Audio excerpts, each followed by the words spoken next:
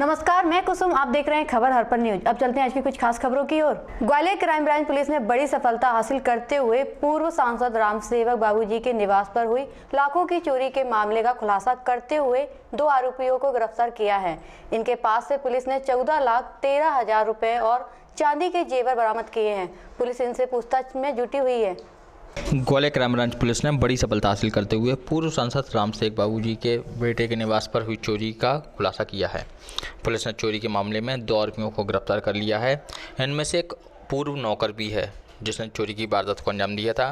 Police ने इनके पास से 14,13,000 रुपये और चांदी के जेवर बरामद किए हैं, जबकि बची हुई रकम के लिए इनसे पूछताछ की जा रही है। पुलिस ने कहा कि जल्दी उसका भी खुलासा हो जाएगा।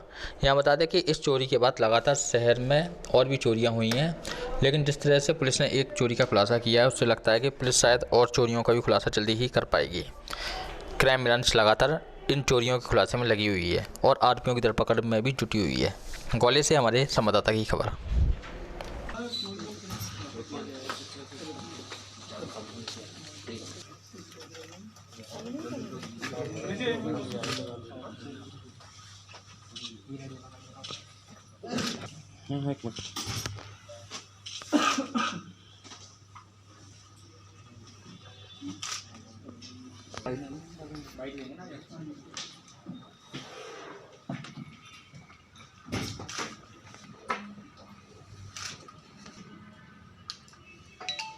चोरी का पता चला। ये 15 नवंबर को स्थानीय माधवनगर में से रात्रि को एक बड़ी चोरी हुई थी, जिसमें घर के अंदर से सूने घर में से अलमारी और दरवाज़ा का ताला तोड़ के ये घटना को अंजाम दिया गया था। इसमें नकदी और जेवरात गए थे।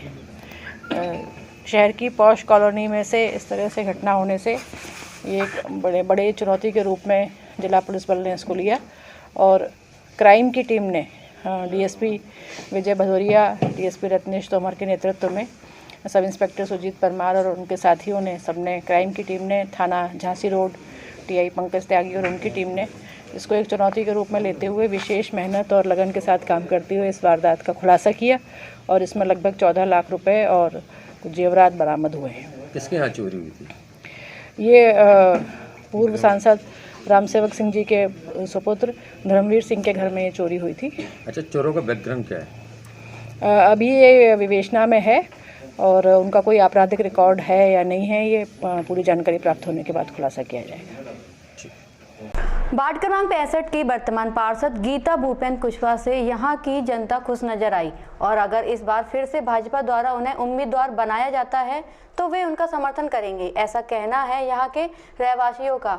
हमारे संवाददाता शिवेंद्र सिंह बाढ़ परिक्रमा के अंतर्गत यहाँ की समस्याओं के बारे में जाना। नगर निगम चुनाव जैसे जैसे नज़दीक आते जा रहे हैं उसी प्रकार अब लोग भी इसकी ओर आकर्षित होते दिख रहे हैं। हमारे संवाददाता शिवेंद्र सिंह ने वार्ड क्रमांक 65 की वर्तमान पार्षद गीता भूपेंद्र सिंह के संबंध में यहाँ पर जानकारी ली तो कुछ जनता उनसे खुश नजर आई। हालांकि कुछ समस्याएं थीं जिसको लेकर वर्तमान पार्षद का कहना था कि इनको जल्दी सुलझा लिया जाएगा और अगर भारतीय जनता पार्टी उन्हें एक बार फिर मौका देती है तो वे पूरे तन मन धन से कार्य करेंगी और क्षेत्र की जनता के लिए समर्पित रहेंगी। हमारे संवाददाता शिवेंद्र सिंह ने यहाँ पर पहुंचकर जनता से और पार्षद से बात की।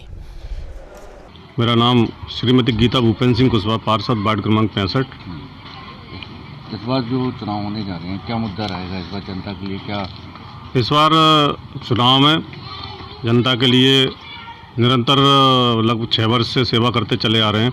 लगभग वार्ड की जो मेन रोड हैं सभी रोडें बन चुकी हैं। जैसे कि आप इस रोड को देख रहे हैं, अभी ये बहुत ही बुरी हालत में पड़ी हुई है। इसका भी टेंडर हो चुका है, 2-4 दिन में इसका भूमि पूजन हो जाएगा, तो इसका भी काम स्वीकृत है, ये काम होना है बाकी है।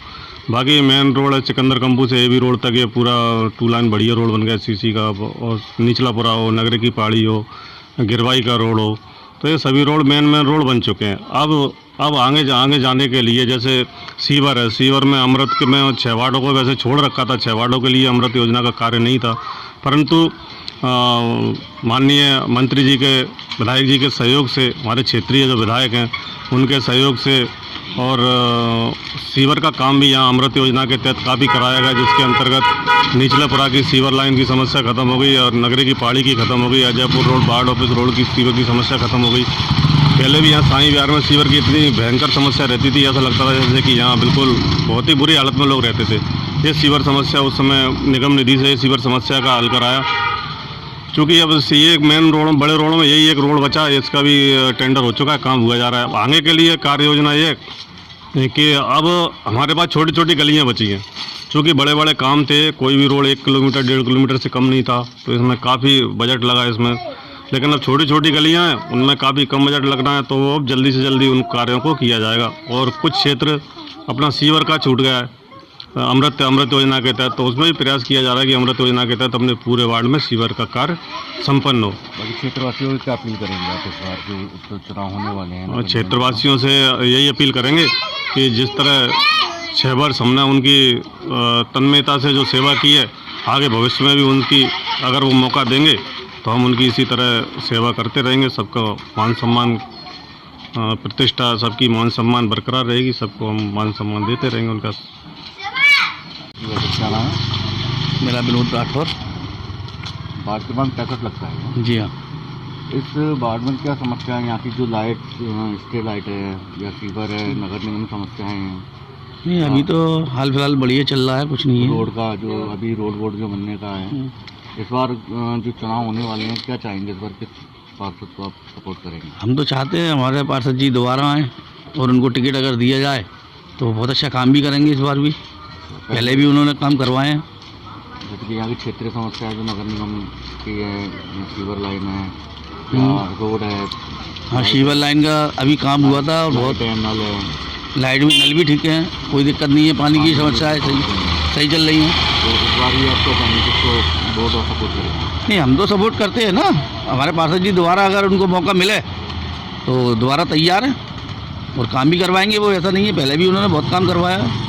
क्या निर्माण किए हैं पार्षद? सीवर लाइन है, रोडों का निर्माण भी कराया है उन्होंने। जो भी देख रहे हैं रोड को अभी जैसे कि हाँ, तो उसकी ओवरऑलिंग चलती रहती है, काम करवाते ही रहते हैं कुछ ना कुछ।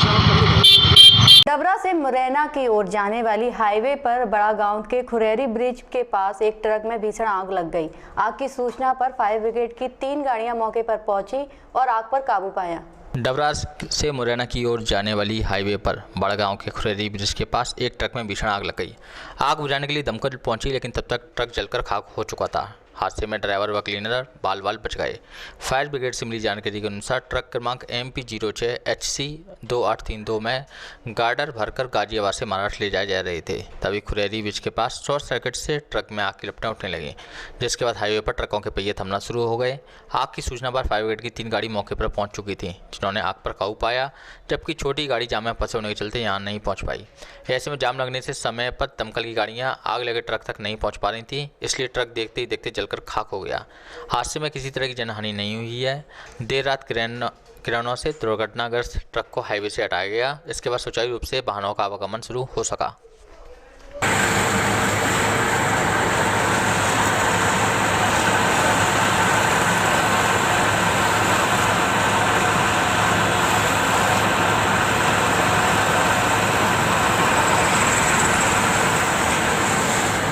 हाँ, पदमपुर के पास एक गाड़ी नंबर MP06 HC 2832 में आग लगी थी, जिसकी सूचना हमने आग बुझाने के लिए मुराद सब स्टेशन एवं DD नगर सब स्टेशन की गाड़ी को रवाना किया गया। 2 गाड़ी पानी डालकर आग को पूर्ण रूप से बुझाया गया। ट्रक मालिक का नाम दिनेश सिंह गुजर बताया गया और ट्रक जो है करीबन पूरा जल चुका था। कहाँ से कहाँ आया था ट्रक? बैंक कॉलोनी से गाड़ी भर कर के, नहीं ये इसके बारे में क्या जानकारी नहीं दी गई। इस ट्रक में क्या था? ट्रक में भी अभी इसमें खुलासा नहीं किया गया। स्टाफ जो गया था उन्होंने क्लियर खुलासा नहीं किया कि इसमें क्या था। बस ये लिखा के 2 गाड़ी पानी पारिंग करके आग को बुझाया गया और ट्रक करीबन पूरी तरह से जल चुका था। अच्छा, कोमल जी, जो हाइड्रोलिक अपनी नई फायर ब्रिगेड है, स्वच्छता अभियान के तहत चलाए जा रहे अभियान में आज नगर निगम आयुक्त श्री संदीप माकिन ने गुरुद्वारे एवं डीबी मॉल क्षेत्र में निरीक्षण किया तथा गंदगी पाए जाने पर तत्काल अपने सामने ही अमला लगाकर गंदगी साफ सफाई, इसके साथ ही मॉल के पास नो पार्किंग के बोर्ड पर ही खड़ी पिज्जा हट की 9 गाड़ियां भी जब्त कराईं। नगर निगम ग्वालियर द्वारा स्वच्छता अभियान के तहत शहर के सभी वार्डों में नियमित परीक्षण एवं सफाई अभियान चलाया जा रहा है। नगर निगम आयुक्त स्वयं प्रतिदिन निरीक्षण कर सफाई व्यवस्था की मॉनिटरिंग कर रहे हैं। इसी के तहत बुधवार को निगम आयुक्त ने गुरुद्वारा क्षेत्र में एवं डी मॉल के पास क्षेत्र में सफाई व्यवस्था का निरीक्षण किया तथा डी मॉल के सामने गंदगी पाए जाने पर दोनों पट्टियों पर स्वयं खड़े होकर सफाई कराई। क्षेत्र के दुकानदारों को निर्देश दिए कि सभी अपने अपने आसपास सफाई व्यवस्था रखें और अपनी दुकान के बाहर डस्टबिन रखें, गंदगी ना फैलाएं। गौ माता सेल्फी पॉइंट के पास गंदगी पाए जाने पर सफाई कराई गई। इसके साथ ही गुरुद्वारा कमेटी के सदस्यों से भी आग्रह किया कि सफाई व्यवस्था में सहयोग करें और गुरुद्वारे के आसपास सफाई रखें। इसी क्षेत्र में बने पिज्जा हट के शोरूम के बाहर लगे नो पार्किंग के बोर्ड पर भी पिज्जा हट की 9 गाड़ियाँ रखी थीं, जिनके कारण नीचे गंदगी फैली हुई थी। निगम आयुक्त ने तत्काल गाड़ियों को जब्त करवाया है और सफाई के निर्देश दिए हैं।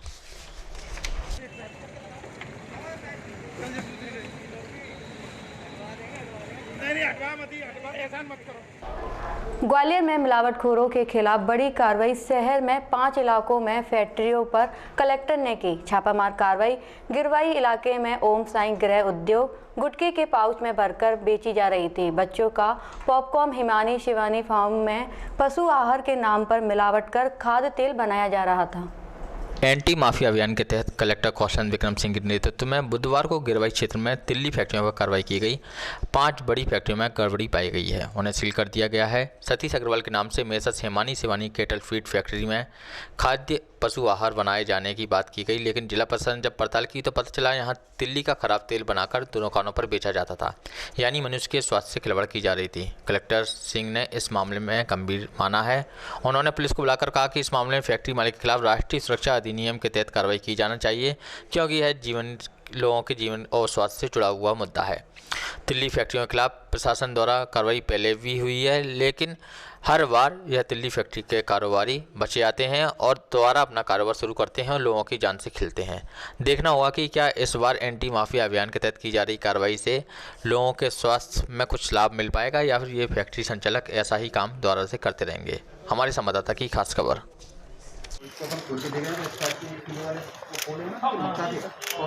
खिलौना छोटा सा बच्चों के लिए तो भी रख रहे हैं और ये पैक कर रहे हैं गुटखा के पाउच। गोवा गुटखा पे क्यों कर रहे हैं? और भी पाउच गुटखा का चलता था। नहीं सर मैं बता मशीन का ही काम है। इससे लॉकडाउन में बने बनाना है तो हमको करण क्या कर रहा है? करण और भी तो कैमरे हैं यार।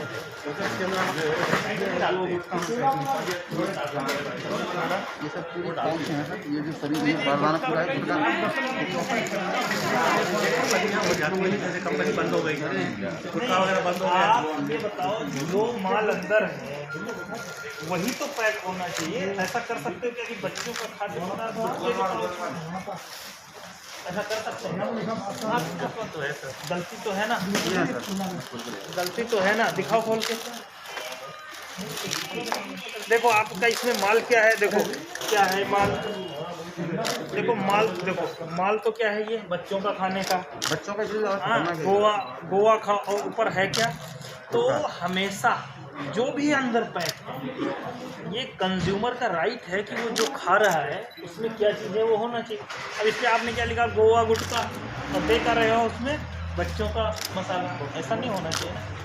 चलो कोई बात नहीं, करो आप जाओ।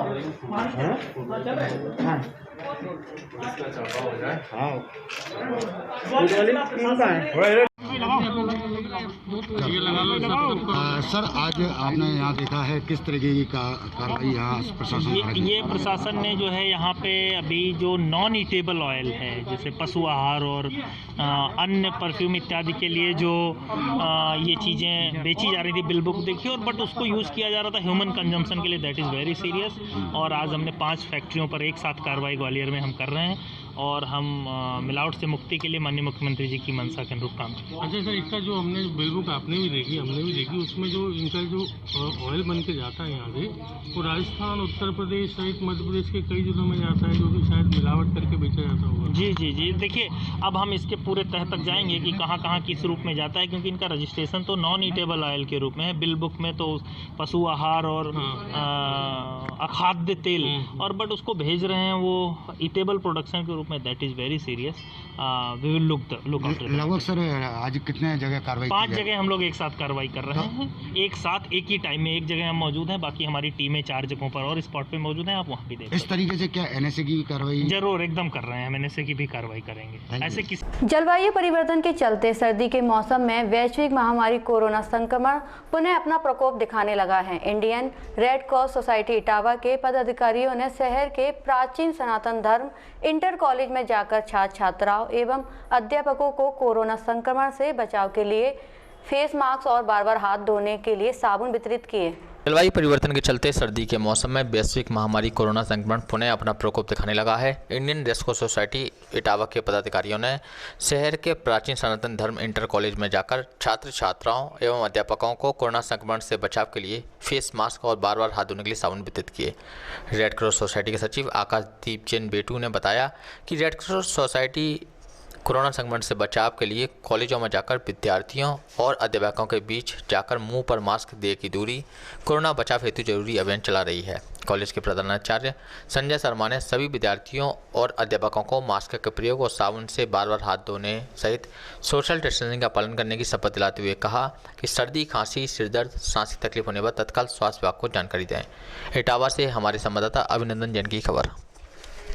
ओबीसी महासभा ने किसान के समर्थन में केंद्र सरकार से तीनों कृषि कानून वापस लेने की मांग की।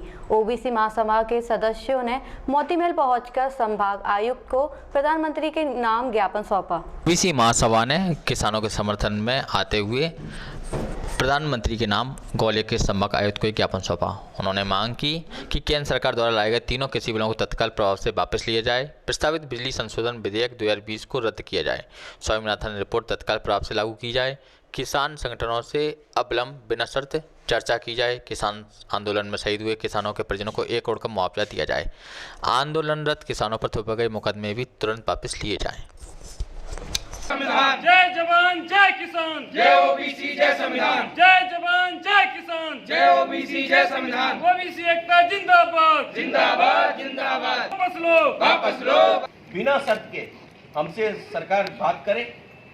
चौथी मांग हमारी ये है कि जो लोग आंदोलन में, किसान आंदोलन में जिन लोगों पर ढेरों सारे केस लगा दिए उसको तत्काल प्रभाव से वापस लिया जाए। यही मांगों को लेकर यदि हमारी मांग को पूरा नहीं किया गया तो ओबीसी महासभा पूरे देश के अंदर सड़कों पे आएगा, जिसकी और आज ओबीसी महासभा के जिला महामंत्री मनोज विश्वकर्मा, जिला उपाध्यक्ष कप्तान सिंह कुशवाहा के नेतृत्व में आज हम लोगों ने ज्ञापन दिया, जिसमें आज जो देश के अंदर मोदी सरकार द्वारा जो 3 काला कानून लेके आए हुए हैं उसके विरोध में हमने आज कमिश्नर साहब को ज्ञापन दिया, जिसमें हमारी मांग है कि जो काला कानून है उसको तत्काल प्रभाव से वापस लिया जाए। दूसरी मांग हमारी ये है कि जो किसान आंदोलन में जो हमारे किसान भाई शहीद हुए उनके परिवारजनों को 1-1 करोड़ की राशि दिया जाए। तीसरी मांग हमारी ये है कि आंदोलन में जितने आंदोलन में हमारे आंदोलनकारी हैं उन पे ये ढेरों सारे केस केंद्र सरकार द्वारा लगाए गए हैं उसको तत्काल प्रभाव से वापस लिया जाए। आपकी मांगें पूरी हो सकती है। अगर हमारी मांगों को पूरा नहीं किया गया तो ओबीसी महासभा पूरे भारत के अंदर सड़कों पे आएगा और अपनी मांग को मनवाएगा, जिसके कारण ये शिवपुरी पुलिस ने 12 घंटे के अंदर बैजू डकैत गिरोह से हुए एक एनकाउंटर में न केवल अगवा किए गए राजस्थान के चरवाहे मुंशी रेवड़ी को डकैत के चंगुल से मुक्त कराया, बल्कि कुख्यात डकैत बैजू गुर्जर के एक साथी को भी पकड़ लिया है। फिलहाल पुलिस की एंटी टीम सहित 4 स्थानों की पुलिस कोलारस से सुना जवीरा के घने जंगल में सर्चिंग कर रही है। इस गिरोह को घेरने की कोशिश में जुटी हुई है पुलिस। शिवपुरी पुलिस ने 12 घंटे के अंदर बैजू डकैत गिरोह से हुए एक एनकाउंटर में न केवल अगवा किए गए राजस्थान के चरवाहे मुंशी रेवाणी को डकैतों के जंगल से मुक्त कराया, बल्कि कुख्यात डकैत बैजू गुर्जर के एक साथी को भी गिरफ्तार कर लिया है। वहीं बैजू गुर्जर के भी पकड़े जाने की खबर है। फिलहाल पुलिस की एडी टीम सहित 4 थानों की पुलिस कोलारस के सुनाज बीरा के घने जंगलों में सर्चिंग कर इस गिरोह को गिरने की कोशिश में जुटी हुई है। मंगलवार की शाम 7 बजे कोलारस के बीजा भुची माता इलाके से लगे सुनार बीजा के जंगल से राजस्थान के चरवाहा मुंशी रेवाणी और गणपत जाट का अपहरण बैजू गैंग ने किया था।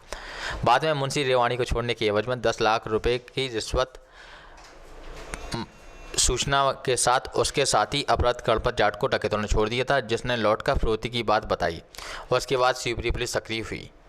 इस घटना के बाद शिवपुरी एसपी राजेश चंदेल ने तुरंत जवाबी कार्रवाई के लिए कोलारस, सुरवाया, खोड़ और तेंदुआ थाना पुलिस और 2 एडी टीमें सोनाज बीरा के वन क्षेत्र में इस गैंग को पकड़ने उतारी थी। सुबह तड़के इस पुलिस टीम का डकैतों से मुकाबला हो गया। गिरोह ने गिरते देख पुलिस पर फायरिंग की। जवाब में पुलिस ने भी जवाब दिया। इस शॉर्ट एनकाउंटर में पुलिस ने अगवा किए गए मुंशी रेवाणी को डकैतों के गिरफ्त से छुड़ा लिया। इस दौरान बैजू गिरोह के एक डकैत ने खुद को गिरता देख सरेंडर भी कर दिया। एएसपी राजेश चंदेल ने इसकी पुष्टि करते हुए बताया कि फिलहाल पुलिस टीमें सुनाज बीरा के जंगल में बैजू गुर्जर के अन्य सदस्यों की तलाश की सर्चिंग में जुटी हुई हैं। कुछ हलचल सी लगी तो इस पर इन्होंने देखा तो एक आदमी बंदूक लिए था। उसको देख के फिर ये जब आगे बढ़े हैं तो उसने देख के इन्होंने फायरिंग की है। इस फायरिंग में फिर इन्होंने भी जवाब दिया है। उस फायरिंग के दौरान इनके द्वारा ये देखा गया कि पीछे 2 व्यक्ति थे, वो फिर ये लोग भगने की कोशिश किए हैं। एक आदमी को फिर उन्होंने दबोचा है जब उसने देखा कि पुलिस वाले हैं काफ़ी, और उसमें हमको एक डकैत मिला है। पीछे ही उसके एक पत्थर है बड़ा जो सिंध नदी का, उस पर से ये जो अपराध था वो भी बरामद हो गया। वो सकुशल है और एक अच्छा बढ़िया काम इस पे हुआ है जिसमें पुलिस को ये सफलता मिली। सर, ये चरवाहे के अपहरण का क्या मकसद था सर? ये इनका बताना इस तरह का है कि राजस्थान के भेड़ वाले काफ़ी जब भी आते हैं तो इनके पीछे ये कुछ डकैत जो मुरैना, भिंड और राजस्थान के लोग हैं, जिन्हें इनको टारगेट करते हैं और कई बार इनसे पैसा वसूली करते हैं। कई बार डर के मारे फिर बताते ही नहीं हैं। तो पिछले साल भर से कुछ ना कुछ लगातार छोटी मोटी इंसिडेंट इनकी आती थी ये, और इसमें एक राजस्थान का डकैत है जो यहाँ पे बीच में भी कुछ हमारे यहाँ बमारी में भी एक माइनिंग पे भी कुछ लोग गए थे, उन पर भी सर प्रकरण पंजीबद्ध हुआ था। सर, इस गिरोह के बारे में क्या जानकारी सर? कितना सदस्य गिरोह है, किस तरह का गिरोह है सर? अभी हमको 3 लोग पता लगे हैं। अभी इससे पूछताछ करेंगे। जो एक आरोपी पकड़ाया है तो वो नाम और क्लियर होंगे। और पहले से जो इस व्यक्ति के नाम पे हैं केसेस, उसमें एक और गैंग है जो अभी सक्रिय है, उसके लोग थे। ये शायद अलग हुआ है ऐसा लग रहा है, और शायद उसका मकसद ऐसा लग रहा है कि चरवाहा को पकड़ने के बाद में ये आज फिर उनको दबाव देने के लिए फिर शायद वो डेरे पे जाते और पैसे कुछ लेते, इसलिए शायद वो बहुत ज़्यादा दूर तो नहीं भागे हैं, लेकिन ये अच्छी जगह पे जहाँ पे पानी है और जहाँ पे काफ़ी जंगल है वहाँ पर ये लोग मिले हैं। अब होगी आपसे अगले बुलेटिन में मुलाकात। तब तक के लिए नमस्कार।